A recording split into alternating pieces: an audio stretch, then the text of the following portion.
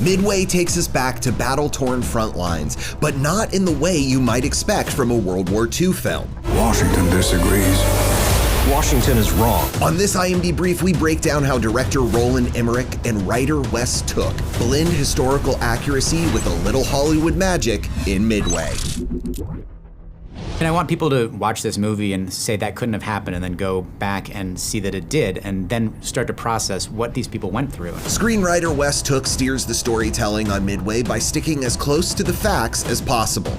With a massive amount of research, including first-hand accounts and footage shot on the battlefield, he builds a framework of heroic human moments that actually happened during the Second World War. That was like kind of the first time I did that, you know, that I had like kind of a movie where I couldn't just like change the ending, you know. And there comes with a certain responsibility with it when you like kind of want to put a monument to these guys so they're not forgotten.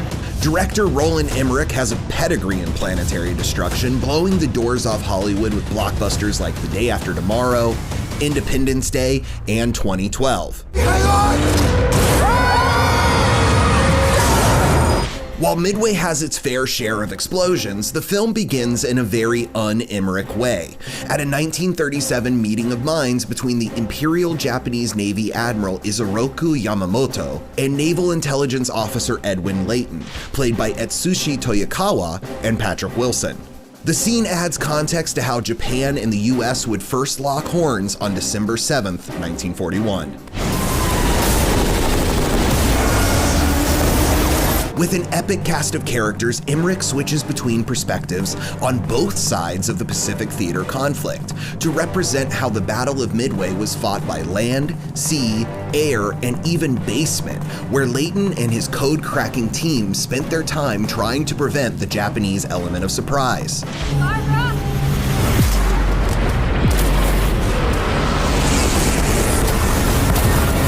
Mandy Moore plays Ann Best, the wife of a daring dive bomber who's stationed at Pearl Harbor, and a symbol of America's home front, left shocked and awed by that day which will live in infamy.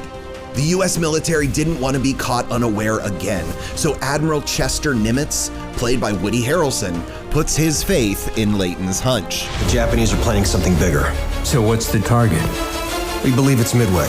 The Japanese strategy was to surprise attack the tiny Midway atoll, much like they did at Pearl Harbor, then to push their naval forces closer to the eventual invasion of the West Coast. Although American forces were outnumbered 4 Japanese aircraft carriers to their 3, 150 support ships to America's 50, an impossibly heroic strike by US fighter pilots turned the tide on the battle and dealt an enormous blow to the Japanese Navy by sinking all 4 of their carriers. This isn't a fair fight. Ed Skrein plays little-known Lieutenant Dick Best, a heroic squadron commander in the skies, while Dennis Quaid is at sea on the USS Enterprise as Vice Admiral William Bull Halsey.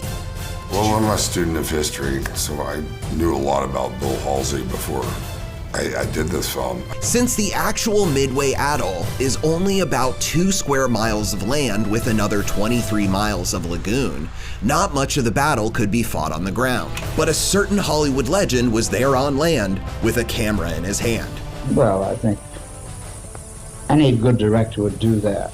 Commissioned as a commander in the Naval Reserve, 6-time Oscar winner John Ford directed documentaries, training films, and straight-up propaganda for the US military. You can't fool me with that star-studded front of yours. With over 2 decades of directing experience, a pair of masterpieces under his belt, and pushing 50 years of age, Ford seemed like an unlikely candidate for the front lines. But when the Secretary of the Navy and the Secretary of War asked him to film Pearl Harbor after the devastation, he went.